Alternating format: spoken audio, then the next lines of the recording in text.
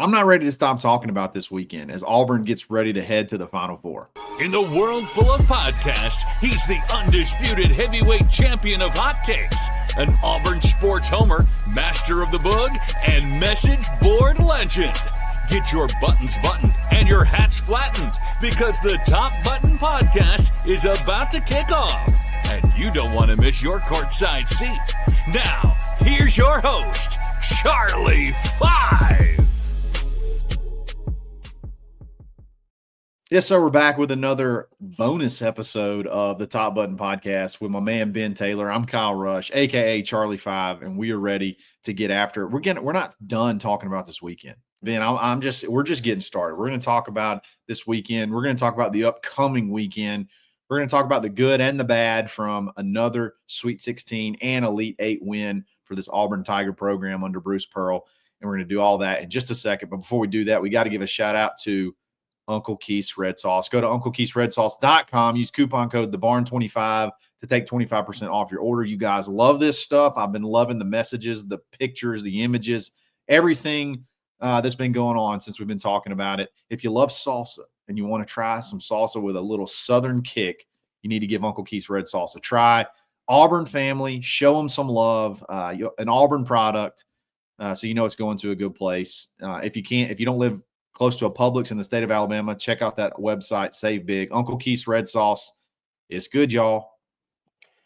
If there is a time for you to be master of the bug, it's this weekend. it is right now. It's right now. It is this past weekend, going into this coming weekend, and we talk about it as the weekend recap. I liked the Auburn-Michigan State matchup better than I liked the Auburn-Michigan matchup. I think that's fair. And if it had not been for that 17-0 run, we could find ourselves not booging right now. Oh, but for sure. We were able to get that 17-0 run and maintain it, and they didn't shoot great during that time. But you know what? Go back to not just Michigan State, but go back to Michigan. All we heard was the bigs. Auburn needs to be scared of the bigs. It's a terrible matchup with the bigs. Kyle, I got to be honest with you. That entire game, I never felt like Auburn was in trouble with Michigan. No, I mean, it felt like the biggest opponent for Auburn during that Michigan game was Auburn. Yeah. In turning the ball over.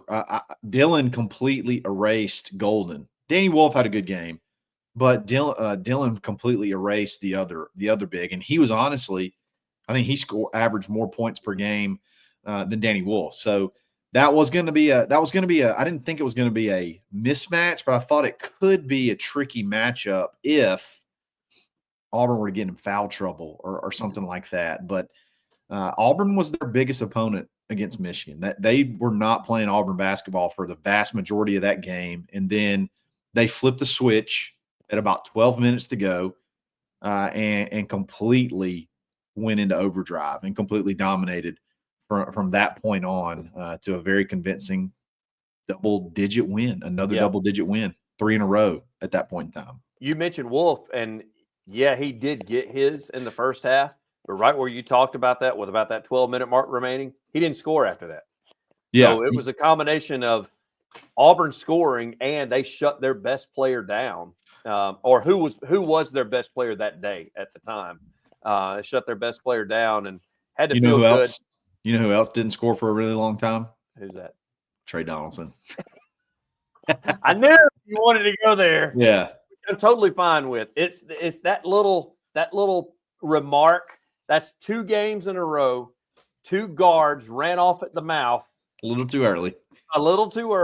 Maybe you should wait till the second half and you have a little bit of a lead. Let's not open up the game talking trash because at that time he had 5 points and he ended with 5 points. And I think he equaled turnovers. I think he equaled his turnovers. His points and turnovers were equal. Look, I love Trey. Okay, I don't want to bang on him, but man, for whatever reason, that little thing got me when he did the little "you're too small" to Tahad, kind of got me fired up, and then I, wished the worst for him for the rest of the game. And how did Tahad do the rest of the game? Tahad did. If you could take the inverse of what Trey did, that is what Tahad did. He went completely berserk. Some of the shots he was hitting, you just have to be like, you've defended him perfect. you've gotten his, he's not beating you with wide open looks. No. He's just better than you. Like that's all you can do. You can even foul him and he'll still make the shot. Like those 2 fadeaways he hit, those deep fadeaways. I was not happy with either one when they left his hand, but both of them just stripped the nylon, and he was spectacular. That was a clinic. He put on a clinic. Some of those hesitations, they called them heazies. Those little heazies before he went to the rim were spectacular. He can accelerate so incredibly quick. He is so fast whenever he is coming downhill.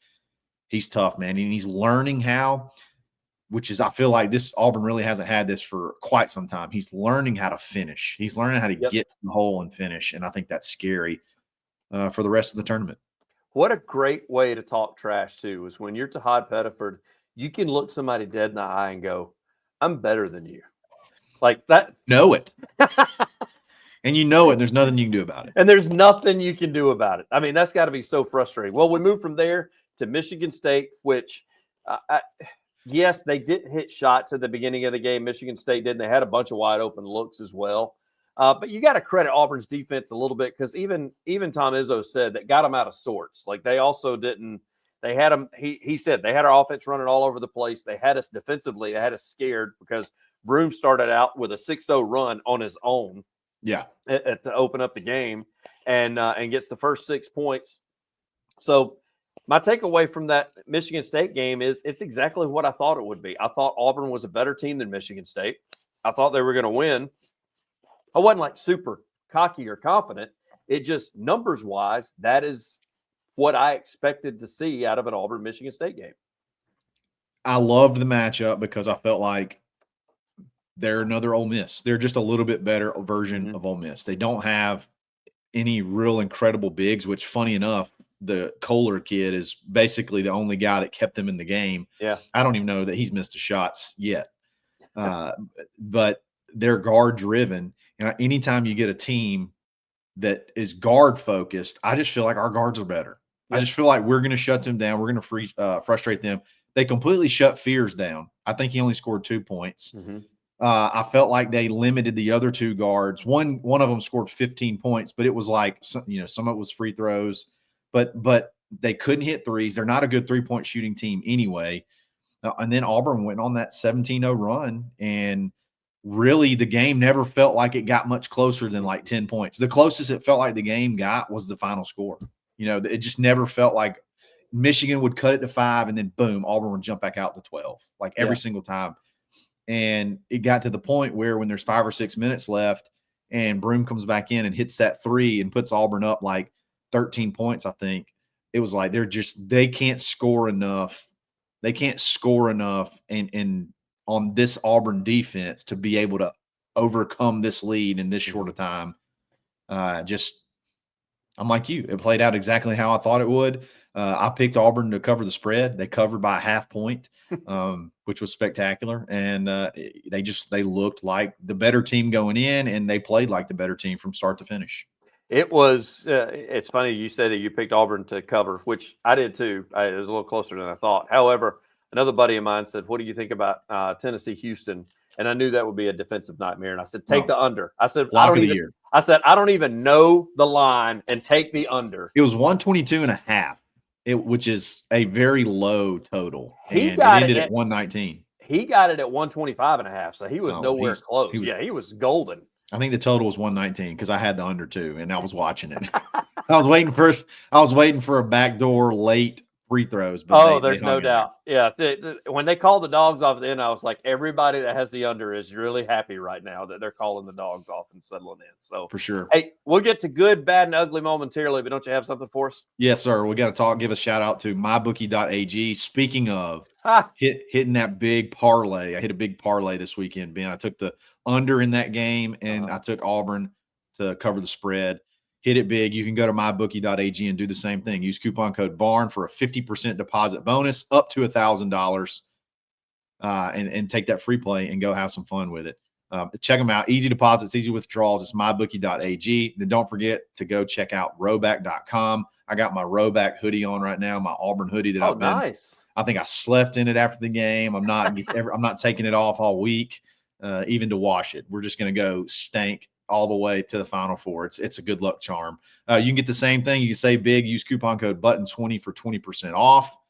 Check it out. It's roback.com. We'll be right back after this. Sorry, the wrong thing. I'm an amateur. Just go ahead, man. Keep going. It's only his first time doing a podcast. That's the problem. The good, the bad, and the ugly of the Auburn game and Michigan State. And I'll start with the ugly, in my opinion, or the bad/ugly, in my opinion. Now, I mentioned this to Double D yesterday as well. I did not like how the end of the game kind of shook out with the panic that set in, and Auburn being known for inbounds and out-of-bounds plays and didn't seem to be able to get the ball in. Tough to get across the court. Got 3 timeouts in our pocket, never used one, and almost turned it over when we shouldn't. I don't know, Kyle, if that's on coaching, if that's on players, if that was, hey, we're really excited because we're so close to going to the Final Four, so I'm going to forget that I even have timeouts. I have no idea who that went. That was the only bad that I took away from that Auburn game. Yeah, and there was an inbound play, and there was one inbound play where they had a really good inbound play, but it got to Broome. The ball got to Broome, and then Broome gets fouled, and then Broome goes and misses 2 free throws. Like you would expect. He's not a great free throw shooter. There's some things, in a closer game, that could be the difference in a win and a loss. And you got to imagine that if you make it through the next game, you got to imagine there's going to be some scenarios like that over the next 2 games where you got to be a little bit more crisp, got to be a little bit tighter, and understand that this team is desperate. If they lose, they go home. They are going to be doing everything they possibly can to scratch and claw back into this game. Hey, and Tom Izzo going in this game, I don't know if you know this, Ben, he was 10-0 versus the SEC. Yes. I don't know if you knew that. That's when I heard that the first 12 times, that was the first time I'd heard it, Well, the first time I heard it, it was the first time. And then the next 12 times that I heard it over the span of an hour, he's now 10-1. He's now 10-1 against the SEC. They never mentioned that, though. In the tournament. No, they didn't. I never heard the 10-1. I want him to be, if he makes it back to the tournament again next year with Michigan State, I want him to show that same energy with it being 10-1. It's still impressive at 10-1. It totally is. I'm bought in, but I love being that one. I love how I saw somebody put the graphic up and the one was orange. I love that. That's when they showed it, all the print was in white and the one was in orange. And I did appreciate that. All right. So the good that I take away from it, besides the win, besides the rolling of tumors, besides Auburn being in another Final Four, it was. That was pretty impressive. Is the ability for everybody to step up when needed. You got, Johni that goes down with an injury. You've got Kelly that's not really he had a lot of wide open looks and didn't hit anything. He was hitting his mid-range jumper, which he should have just stayed with that. Yeah, early, but he couldn't buy anything for 3. Denver, he had a couple of threes, but he wasn't Denver. He wasn't Denver Jones. And even Tahad had to work his way out of it. He had a few misses at the beginning of the game, came on strong late. Chad Baker, we're not getting that 12 to 15 out of him. Now we're getting the assists out of him. If I can get 15 from him and 7 or 8 assists, I'm golden. Some of those assists were nasty too. They were. The one where he threaded. Now he could have had a couple more. They ended up being turnovers, but he threw the one he threaded to Broome right up the middle was spectacular. He was dishing out some dimes. But that's my good. The ability to play team ball to somebody to pick it up in order to walk away with a win and get an Elite 8 win on a night that nobody had a great night but Broome. Yeah, in my opinion. Well, to your point, everybody that played minus Chris Moore, but Chris Moore only played 9 minutes. So like everybody that played significant minutes scored 5 points or more. Mm-hmm. And I think that says, it was one of those kind of games. Broome had his dominance. He was dominant. And we've had last game, there was 3 guards that scored 20 points. And then nobody scored that much, or 3 players that scored 20 points. And then nobody else scored that much. Everybody got in on it. Everybody got in on the action. Chaney, when when Broome went out, we were up 10 points. And then he comes back in and we're still up 10 points. Yep. And a big reason is because of Chaney. Chaney seems to love it when Broome gets hurt. He plays better when Broome gets hurt. Yeah. He had 2 big layups. Yep. And something about his turnaround 360 fadeaway, his mechanics are so much better than when he has a wide open 3-pointer. Yes, there's no doubt. I don't know what it is about it. But man, it was like everybody was contributing. Dylan scored 5 points. Hit a free throw. I mean, throw a party. Big rebounds, great defense. It was a team game, man. And when you're talking about the good, start to finish, minus maybe the last minute, whatever. But you go look at the Michigan game and you're just ready to break all your furniture in your house until the final 12 minutes. Right. When they reeled it in and were dominant. This team's impressive. It's the best Auburn team ever. And they're proving it. Yeah, from a team aspect. Well, moving into the weekend and a little preview of the Final Four. I can't wait till people jump in your mentions on this because they're going to love hearing this. And it's going to be Florida fans.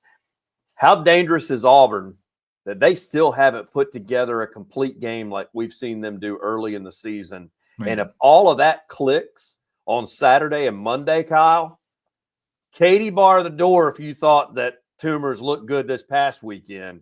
Holy moly. And I think that it has the opportunity to do it because of what's on the line and the familiarity of what they're seeing Saturday afternoon against Florida. For sure. I mean, Miles Kelly has not played well. No.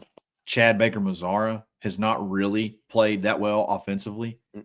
And you've been, I think Auburn and Duke have been the two most impressive teams on this whole run. I thought what Florida did against Texas Tech was impressive to come back like they did. But I mean, you squeak by UConn. There were stretches where Maryland looked pretty good. They ended up winning by 10.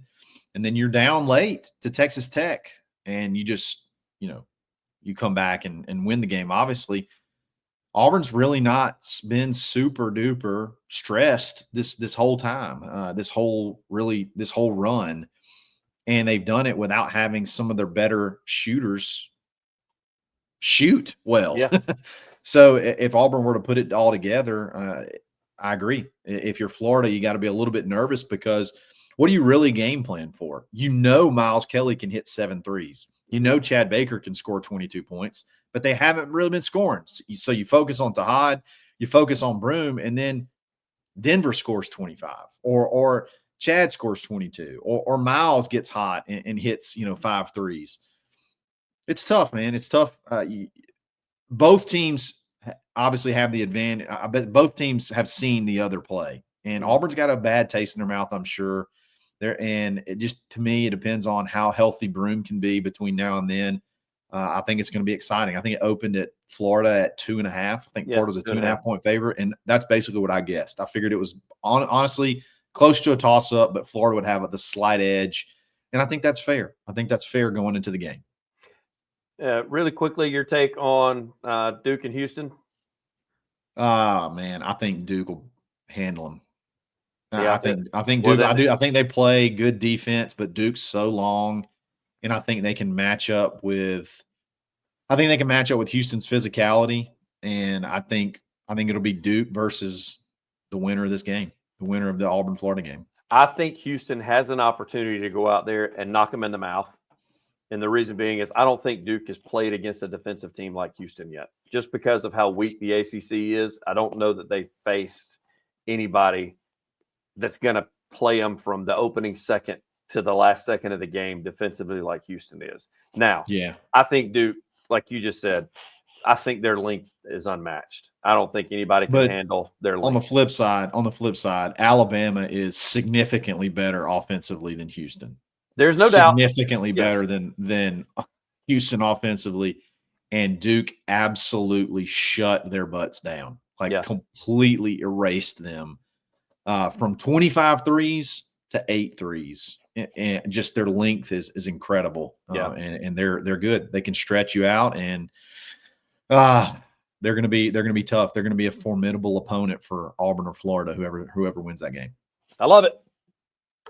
All right, guys. Thanks for listening. I hope you enjoyed this bonus episode. We'll be doing this, I guess, every Tuesday for the foreseeable future. So make sure that you sign up. Make sure you subscribe. You hit that alert bell, and you're ready to go. This is another episode of the Top Button Podcast. Stay buttoned. Thanks for listening, and drive home safely.